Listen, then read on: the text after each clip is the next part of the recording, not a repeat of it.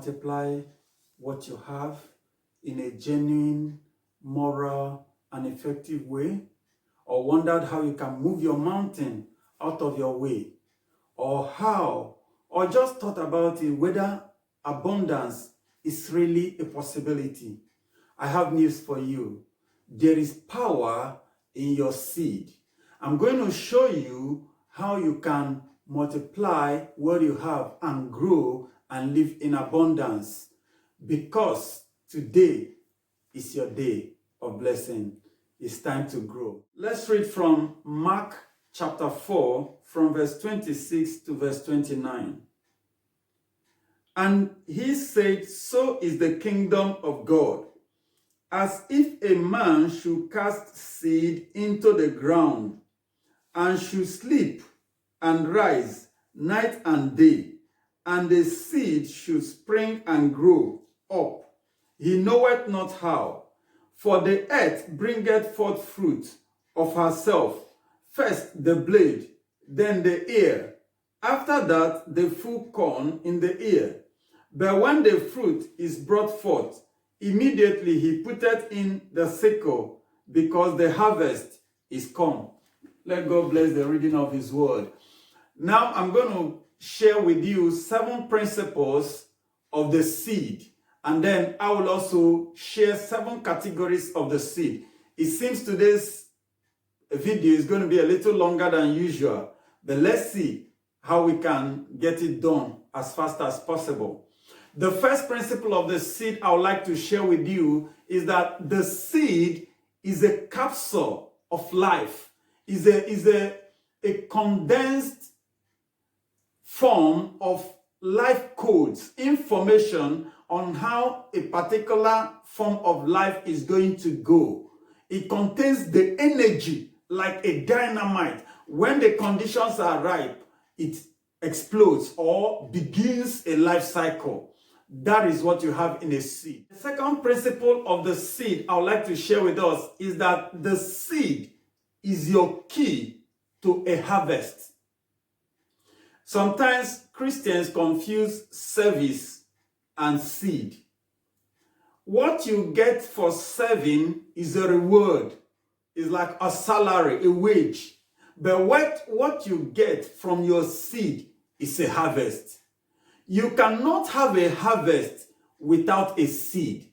No matter how fertile a woman is, no matter how well she takes care of her body and how healthy she is, or even take drugs, without semen, she cannot have a baby. She cannot conceive a baby. The semen must be there. So you now see that semen is now the seed. There must be a seed sown before there could be germination and growth, and then a harvest, a fruit. So know it that you must sow your seed for you to have a harvest. The third principle I want to share with you about the seed is that the blessing of increase is the multiplication of the seed. I heard this from Kit Moore. He says the blessing of increase is the supernatural multiplication of the seed. Now, when you put your seed in the ground, a supernatural thing begins to happen. When we see it in the natural, we try to assume that it's just natural. It is actually the power of God, the work of God being made manifest. And it happens, as it happens in the natural, it also happens in the kingdom of God. Actually, it happens in the natural because it first happens in the kingdom of God. It's a supernatural thing. And I want to tell you, when you sow your seed, the cycle begins and the seed germinates and begins to multiply. And it continues until fruition when you have your harvest. The blessing of increase is the supernatural multiplication of the seed. When you put your seed, you start the process and you will soon have your harvest. Another principle you must know is that your seed must be viable.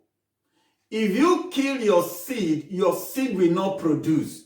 You must have a viable seed. It's only a viable seed that can produce. So you must preserve your seed and make sure your seed is viable. When you sow your viable seed, then you are sure you have a bumper harvest. The other principle you must be aware of, the fifth principle, is that seed requires good soil to do well. In a parable in Mark chapter 4, not the parable we read today, but a parable Jesus gave before the one I've just read, says that there are 4 categories of soil. It says the rock, the thorny, the pathway, and then the good soil. And it says the good soil produces 30-fold, 60-fold, 100-fold. Well, after reading this place, I made a little research about wheat. And I found out that it's a grain of wheat that you put in the soil is capable of producing 100 times. And in some cases, they can even produce 110, 120 grains from one grain. That is to show you that the power of a seed is immense. For you to have multiplication, for you to have abundance, then you must begin to sow your seed. Every seed you sow is capable of multiplying. And here you must understand you need a good soil for your seed. Your seed needs a good soil for it to germinate, for it to do well. And I will encourage you, be careful, search for good soils where you can put your seed. Don't just throw away your seed because it might fall into another person's land and the person will claim it. Sow your seed in good soil. Then you'll be sure to have abundant harvest. A seed must be sown for it to germinate, grow, and produce. A seed you have in your hand or a seed in the store cannot germinate because the conditions are not conducive. There must be water. There must be a good soil for seed to germinate. Seed might not need light to germinate, but when the plant grows, that is the time it needs the light. There is a testimony, a story I heard of people in Israel who found date seeds from date plant that was preserved over 1,000 years ago. And when they found these dates, they planted it and the thing germinated. Now they have the thing producing more plants. They are growing, repopulating the place with original Jerusalem dates. Is it not amazing that seed that was preserved over 1,000 years could still germinate? That is to tell you that the power in the seed is immense. It can survive years, survive 10 decades. That is immense. That is so powerful. And it still germinated when it was put in a conducive soil, when it was put in a good soil. So I want to tell you, your seed has immense power. It can survive time. It can survive different. The 7th principle of the seed I want to share with you is that seed may be natural or it may be figurative. For instance, the word in Hebrew used for seed is zera. Zera can mean natural seed. Zera can also mean figurative seed, like the semen is also called seed, zera in Hebrew. It can also represent something you sow. Jesus Christ referred to his life as a seed. When he was praying in John chapter 12, he said, unless a corn of wheat drops and falls into the ground, it dies and then it can grow and produce abundance of harvest. He was talking about his own life, which he sowed. And now imagine the millions of us, billions of us who are Christians today, because Jesus sowed his own life. Our lives are now the fruit, the harvest of the seed of Jesus' life that he sowed. So seed can be figurative or it can be natural. I remember telling one of my friends he needs to sow some seed concerning what he was believing God to do for him. And when I asked him if he did it, he was telling me that he was looking for seed. He didn't find seed in the house and it was raining. He didn't know where to go and find seed. I laughed and said, this person is not yet educated in the language of the kingdom. Most times when we talk about sowing seed in the kingdom of God, we are not just talking about natural seed, but we look at natural seed to understand how it works in the kingdom of God. Because we are acquainted with the natural, then we can understand what happens in the kingdom of God when we sow seed. Now, I've given you 7 principles of the seed. Now, I'm going to share with you 7 categories of seed, or 7 seeds you must be sowing. The first seed you must be sowing is the seed of word. Actually, everybody sows the seed of word. Everybody talks. Everybody speaks. But one thing Jesus said about the word seed that really makes me to be careful is this. Jesus said, you will give account of every idle word. What is an idle word? An idle word is a word somebody can say, I didn't mean it. A word that you might easily forget. A word that you might not really care about and you just utter it. Jesus said you must give account of it, which means every time you open your mouth to say something, let it be something charged with a purpose. Let your word be charged with a purpose. Let there be a harvest you're expecting. So next time you're going to open your mouth, realize that the word coming out, they are seeds. Some people say that words are bullets, that when you shoot it, it has a target. Let your word be your seed. Sow the words that you will like the harvest. Don't just sow words that when the harvest comes, you are afraid, you are embarrassed. No, speak words that when the result comes, you'll be happy for the harvest you are getting. Another seed you must be sowing is word of faith. In the Bible, in Corinthians, Apostle Paul says, we in the spirit of faith speak. Yes, your faith speaks. Let your word be filled with faith. That is what we call word of faith. Word of faith is a powerful seed. When you speak forth a word of faith, it produces, it releases angels to work. It releases the power of God through your faith to come into effect. Can I tell you something?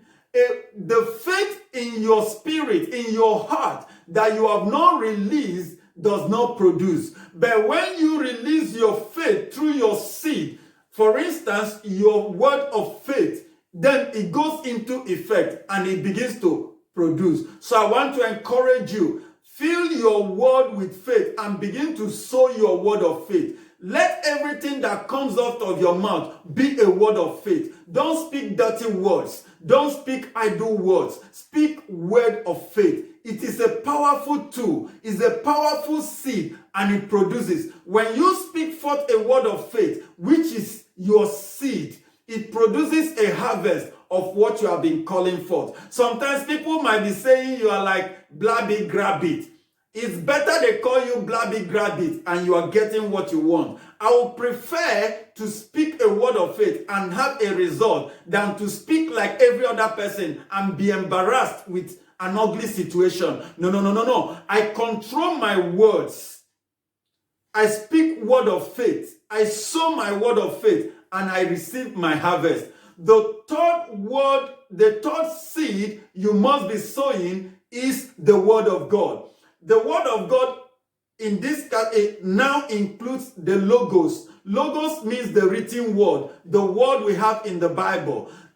It also includes rhema. Rhema means a specific word God is speaking to you. It can be coming from the logos. Maybe you read a particular place in the Bible and the word of God comes alive, comes active. It's like the Spirit is speaking to you through that word. I want to encourage you, take that word of God, begin to speak it forth, begin to declare it. That word of God becomes a powerful seed As you are speaking it forth, you are sowing it. And the earth, the atmosphere, nature has no option than to release what you are declaring. Another word of God you must be sowing as seed is a prophecy. Every prophetic word of God is powerful. It's loaded with energy. It's like a dynamite. And as you speak it forth, that is how you sow it. As you sow it, you sow that word of God, it begins to produce. So remember, the word of God you must sow is the Logos, the Bible. It's the Rhema, an active word of God spoken to you specifically, or spoken to somebody specifically, or a prophetic word. This word of God, you must be speaking it. You must be sowing it forth. Another seed you must be sowing is property. You know, many people are living in poverty. So when you talk about property and even sowing property, giving out property, they are like, nobody can do that. It's not true. Jesus specifically said there are people who have left houses, who have left properties, lands, and things like that. He included it and said we can give these things to the kingdom. We can leave them because of the kingdom work. Whichever way, he's talking about sowing property. Property includes things like houses, things like landed property. These are things somebody can sow. And you remember in Acts of the Apostles chapter 4, the Bible specifically talks about a Levite that was called Joseph. And he sold his own land and brought the money to the apostles' feet. The apostles were so encouraged by his generosity and by the seed of his property, and they named him Barnabas, which means son of consolation. That is to tell you how powerful that seed could be. And we know that Barnabas grew to become an apostle himself, and it started when he gave his life to Christ and he sold his property as a seed to the kingdom of God. Another seed that you need to be sowing is money. Money is a powerful seed, and money is a special kind of seed. Why do I say it's a special kind of seed? The Bible says in the book of Proverbs that money answereth all things. What does that mean in this respect? You can name your money seed after anything. Let's say you want to sow seed because you're believing for a baby. You can take money and name it your baby seed and sow it. You are expecting to get a job. You can take money seed and call it your job seed and sow it as your faith.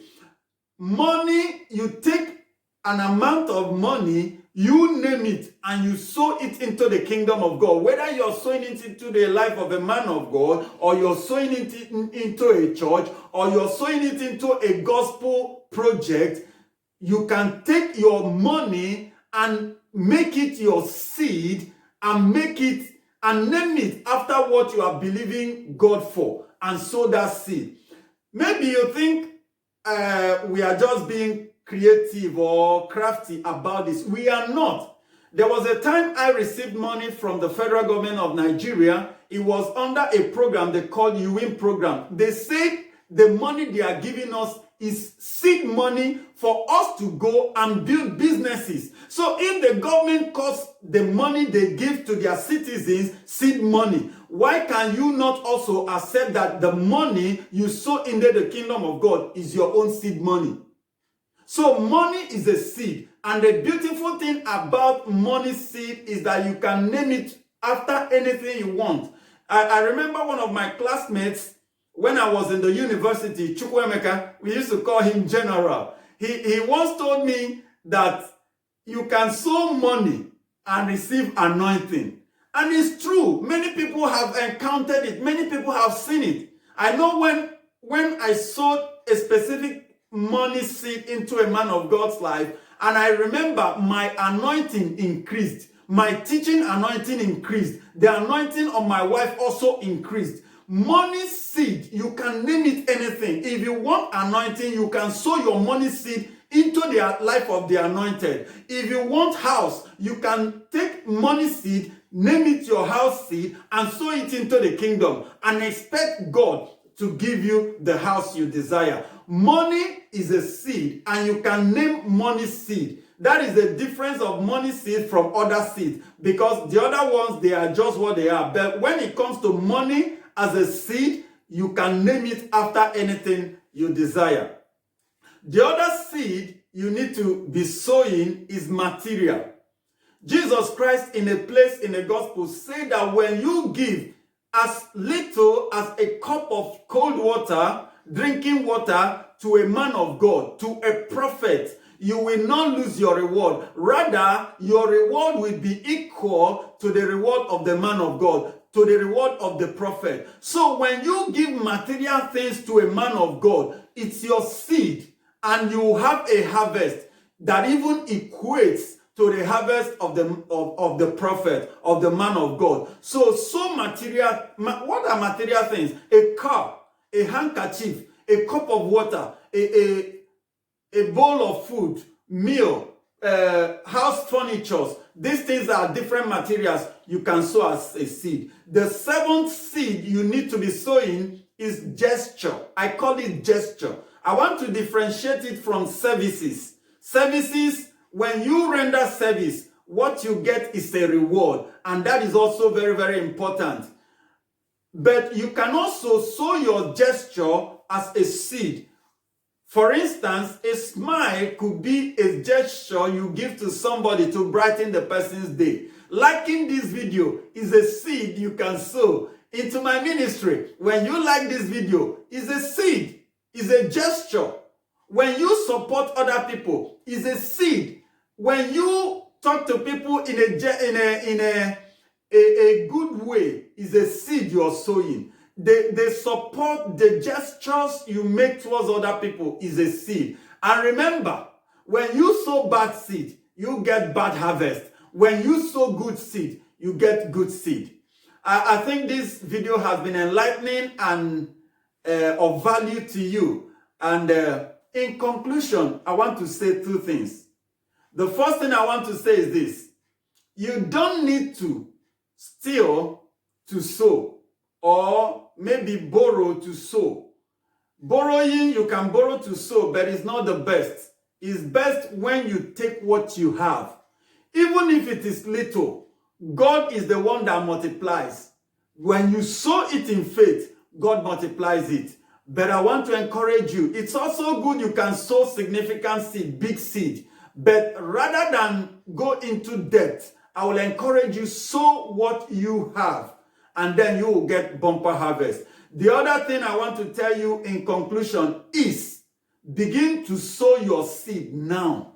If you have been sowing seed, keep sowing it. Harvest is coming. There is no other way you can have multiplication except by sowing. Begin now to sow your seed, because today is your blessing day. Thank you for watching. God bless you.